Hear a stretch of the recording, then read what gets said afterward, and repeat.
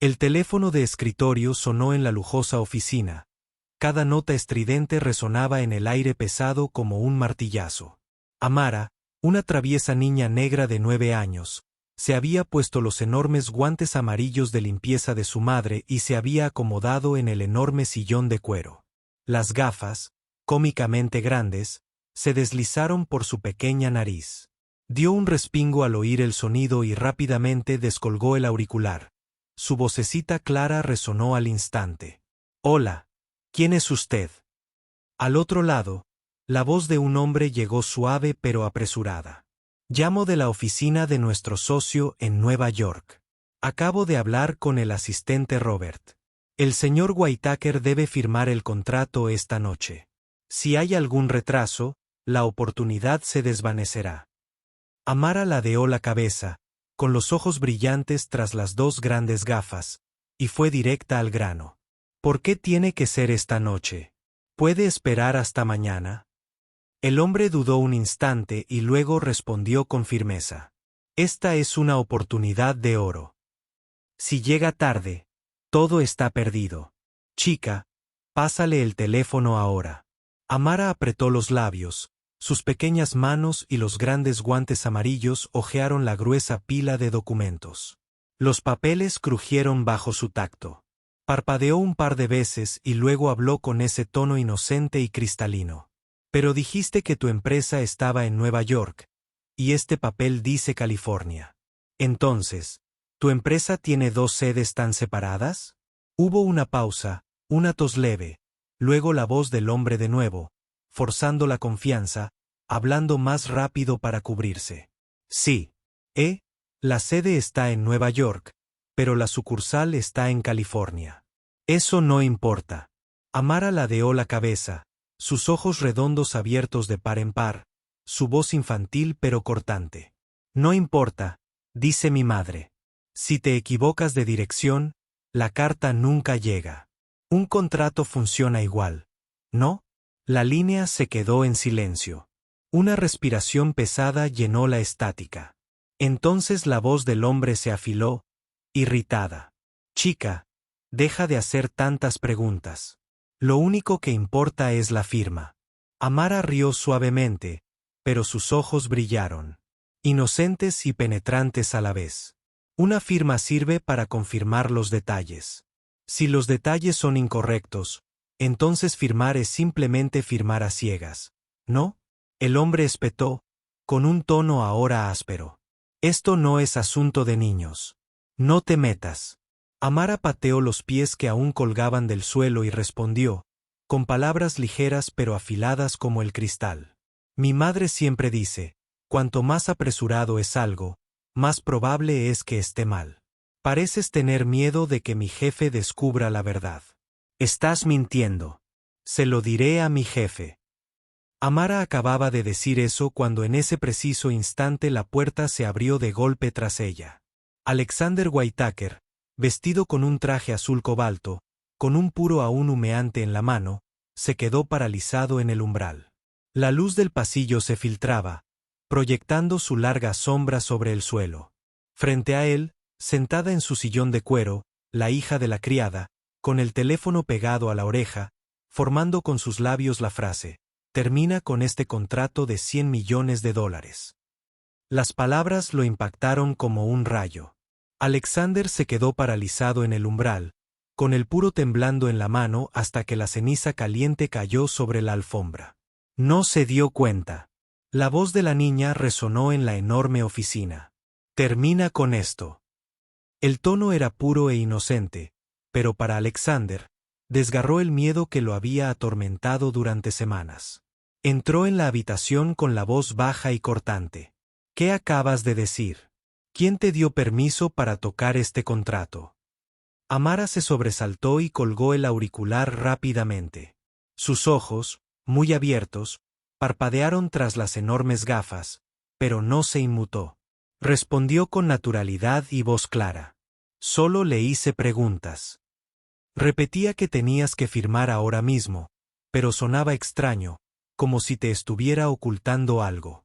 Alexander frunció el ceño y las gruesas arrugas de su frente se tensaron. Se giró cuando Grace entró corriendo, pálida, con la voz atronadora. ¿Entiendes lo que acaba de hacer tu hija? Habló con mi compañero y declaró el fin de un trato de $100 millones. ¿Quién le dio derecho a tocar mi teléfono? A Grace se le doblaron las rodillas. Jadeó, con las manos en el pecho. Oh, Dios. Oh, hija mía. Aunque trabajáramos toda la vida, jamás podríamos compensar semejante pérdida. Se desplomó en el suelo, con lágrimas corriendo por su rostro. Por favor, Señor, perdóneme. Es mi culpa. Nunca pensé que sería tan ingenua. Pero Amara permaneció en la silla, con sus pequeñas manos juntas, sus ojos brillando con una extraña determinación. Señor, lo noté en su voz. No era real. Hablaba demasiado rápido, se escondía como si tuviera miedo si volvía a preguntar. La gente honesta no se esconde así. Sus palabras quedaron suspendidas en el aire. Grace contuvo la respiración.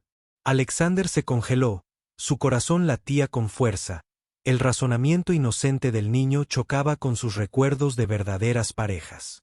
Hombres que nunca habían sonado apresurados, nunca habían evitado las preguntas. Pero en su mente, solo una frase resonó. Implacable. Terminar este trato de $100 millones. Alexander apretó la mandíbula. Van se destacó en su sien. Un solo trato que podría elevar su imperio más alto que nunca. Aplastar a sus rivales debajo de él. Y ahora temblaba, amenazado por las palabras de un niño. Dio una larga calada a su cigarro, luego lo aplastó en el cenicero con tanta fuerza que saltaron chispas. Su voz salió como fragmentos de hielo.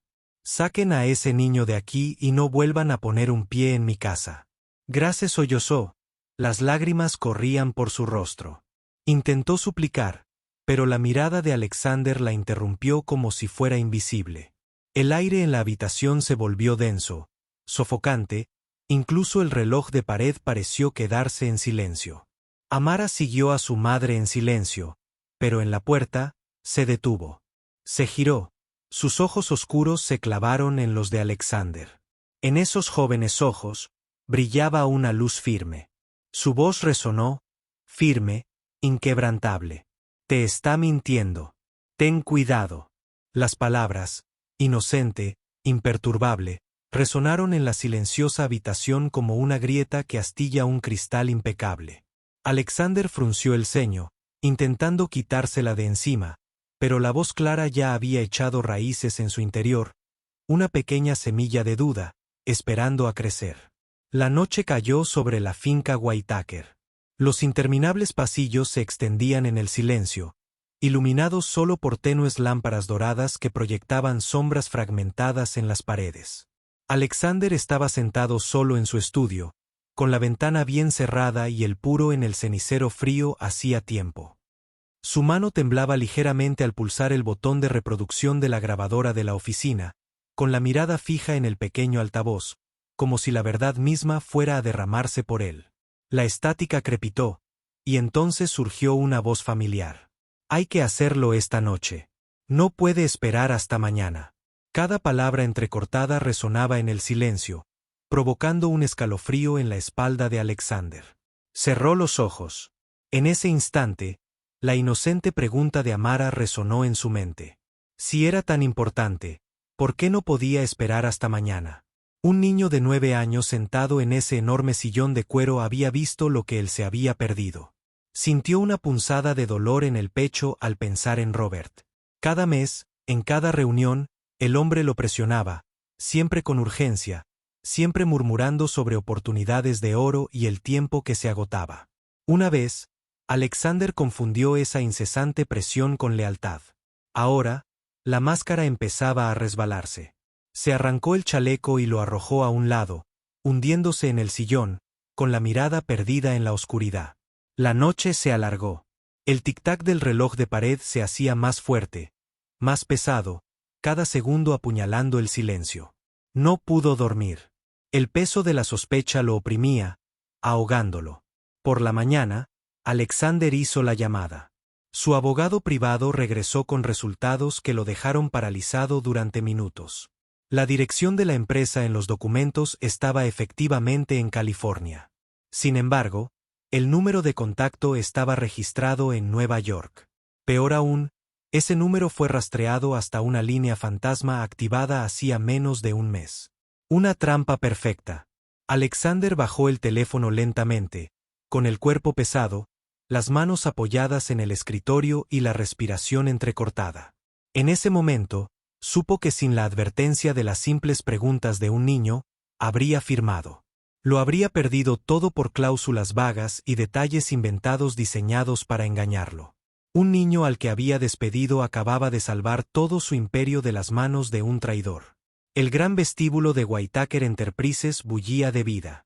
Los tacones altos repiqueteaban contra los suelos de mármol, los teléfonos no paraban de sonar y los pasos apresurados se superponían en una caótica sinfonía de negocios.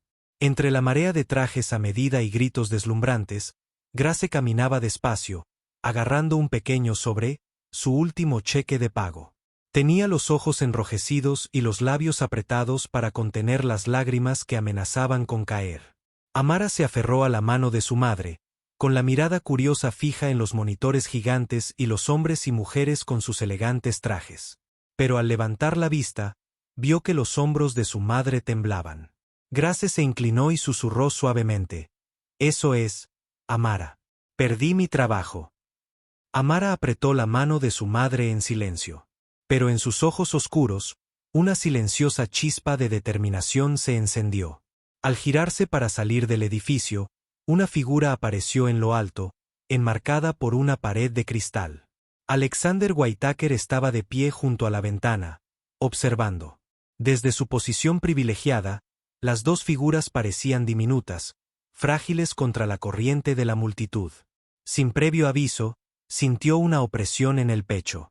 En su mente, la voz infantil de aquella noche resonó nítida y clara. «Te está mintiendo. Ten cuidado». Alexander salió del ascensor a grandes zancadas, con pasos rápidos y el rostro duro como el acero. Todo el vestíbulo se sumió en un murmullo de sorpresa al ver al poderoso hombre salir sin previo aviso. Su voz atravesó el ruido. «Espera, quiero hablar con la chica». Grace se giró, sobresaltada, segura de haber oído mal. Pero Alexander estaba justo delante de ellos, con la mirada fija. Solo pronunció una orden: «Ven conmigo». «Yo. Necesito que responda algunas preguntas». La enorme sala de conferencias estaba agobiante por la tensión.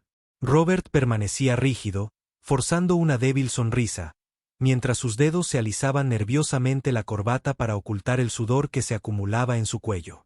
Amara, pequeña y sentada en el enorme sillón de cuero, balanceaba las piernas y sus grandes ojos brillaban intensamente tras las gafas, ridículamente grandes.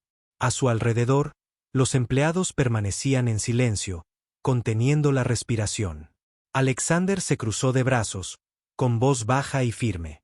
«Robert, quiero que esta chica escuche tu explicación del contrato, y si algo no cuadra, responderás aquí, delante de todos». Robert se quedó paralizado por una fracción de segundo y luego forzó una risa. «No hablará en serio, señor. Una niña». No podía entender un contrato de $100 millones. Amara ladeó la cabeza, sus ojos redondos parpadeando con inocencia. Su voz sonó clara e imperturbable. «Pero dijiste que la empresa estaba en Nueva York. Estos papeles dicen California. Entonces, ¿cuál es?» Robert se estremeció, pero se recuperó enseguida, respondiendo demasiado rápido. «La sede está en Nueva York. Hay una sucursal en California». La chica no entiende. Amara apretó los labios, asintiendo como si pensara, y luego replicó con precisión silenciosa: «Si es una sucursal, ¿por qué el número de teléfono es nuevo, de solo un mes? Las empresas antiguas no usan números nuevos, ¿verdad?» La sala se conmovió. Los empleados se quedaron boquiabiertos. Robert tragó saliva con fuerza, apretando con más fuerza los papeles del contrato, con el sudor corriéndole por la frente. Que debía ser porque habían cambiado de línea telefónica. Amara inclinó la cabeza, riendo suavemente, con la voz ligera pero cortante. Pero también dijiste que acababas de tener una reunión con la oficina de Nueva York. Entonces, ¿por qué estos papeles muestran la fecha de la reunión en California? Esos dos lugares están muy lejos. Los pasaste tan rápido. Una risa ahogada se escapó de un rincón de la sala. El rostro de Robert se sonrojó. Carmesí. Abrió la boca, pero no salió nada. Amara apoyó la barbilla y la palma de la mano, con los ojos brillantes, la voz lenta y pausada. Si alguien dice la verdad, nunca teme que le hagan la misma pregunta 2 veces. Pero tú, cada vez que pregunto, tu respuesta cambia. Mírate a los ojos, Robert. ¿Por qué no puedes mirarme directamente? La máscara de Robert se desvaneció. Su rostro se contorsionó de ira, pero no le salieron las palabras. Estaba acorralado, silenciado por una niña. La sala se llenó de sorpresa. La mirada de Alexander cortó el aire como una espada, sus ojos fríos como el acero. Avanzó con paso decidido, arrebatando el contrato de las manos de Robert. Su voz resonó por toda la habitación. Basta, Robert. Tus respuestas vacilantes a las preguntas de esta niña te han dejado en evidencia. No te queda nada con que defenderte. Los empleados estallaron en murmullos, sus miradas moviéndose entre Amara y Robert, con asombro mezclado con admiración. En el corazón del imperio corporativo, una niña de 9 años acababa de dejar sin palabras a un traidor. El tintineo metálico de las esposas resonó fríamente, reverberando por los pasillos de mármol. Robert, con el rostro pálido y vacío, fue escoltado por la policía ante la mirada atónita de cientos de empleados. Cada paso pesado arrastraba tras sí la confianza que Alexander había depositado en él. La atmósfera de la corporación, tensa hace apenas unos momentos, estalló en una tormenta de susurros y conmoción. Apenas minutos después, Alexander se encontraba en el podio principal de la compañía. Todos los asientos del salón estaban ocupados. La multitud guardó silencio absoluto. Apoyó la mano firmemente en el atril, con una voz profunda y resuelta. Si no fuera por las preguntas de esta niña, hoy habría perdido cientos de millones. Y peor aún, nunca habría descubierto la traición de alguien en quien confiaba. Un poco. La chica vio lo que todos nosotros no pudimos ver. Grace abrazó a Amara con fuerza, con lágrimas corriendo por sus mejillas. No podía distinguir si era realidad o un sueño. Amara, sin embargo, simplemente sonrió, sus ojos brillando como joyas. Solo quería asegurarme de que decía la verdad. Los aplausos atronaron el pasillo. La tensión se disipó, dando paso a una oleada de asombro y alivio. La inocencia acababa de salvar un imperio. Alexander bajó del podio, arrodillándose ligeramente para entregarle una pequeña caja de regalo, colocándola con cuidado en su regazo. El pasillo estalló en vítores. Algunos empleados estaban tan conmovidos que apenas podían hablar. Se enderezó, su voz se alzó fuerte, pero con un toque de calidez. A veces son las preguntas más simples y puras las que nos salvan de las trampas más dulces. Nunca subestimes la verdad, no importa si viene de un niño. La multitud rugió, coreando al unísono, llamando a Amara la asistente más joven del multimillonario. Los aplausos sacudieron el edificio, resonando contra los altos muros. Amara saltaba alegremente, agarrando su regalo, su vestidito de flores ondeando en el aire. Grace retrocedió, con los ojos llenos de lágrimas, radiante de orgullo. Alexander fue más allá. Nombró a Amara su hija adoptiva, y las trajo a ella y a Grace a vivir en su mansión.